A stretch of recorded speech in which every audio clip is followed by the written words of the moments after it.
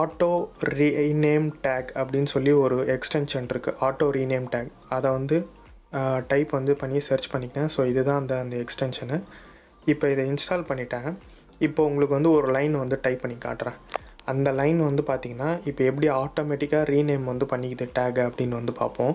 இப்போ நான் வந்து ஒரு H3 டேக் வந்து கொடுத்துக்கிறேன். இந்த H3 டேக்கில் வந்து பார்த்திங்கன்னா ஒரு சம் லைன்ஸ் வந்து கொடுத்துட்டேன். இப்போ இந்த டேக்கில் 3 எடுத்துட்டேன். இப்போ இங்கே பார்த்தீங்கன்னா இங்கேயும் H வந்துட்டுது, இங்கேயும் H வந்துட்டுது. இதுதான் இந்த ஆட்டோ ரீநேம் டேக்.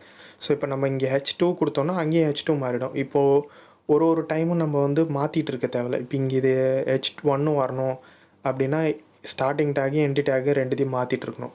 ஸோ இதுதான் வந்து இந்த ஒரு யூஸ்ஃபுல்லான எக்ஸ்டென்ஷன். ஸோ இந்த வீடியோ உங்களுக்கு ரொம்பவே யூஸ்ஃபுல்லாக இருந்திருக்கும் நான் நம்புகிறேன். யூஸ்ஃபுல்லாக இருந்துச்சுன்னா மறக்காத இந்த வீடியோக்கு லைக் போட்டுருங்க. நம்ம சேனலை சப்ஸ்கிரைப் பண்ணிங்க. Thank you for inspire.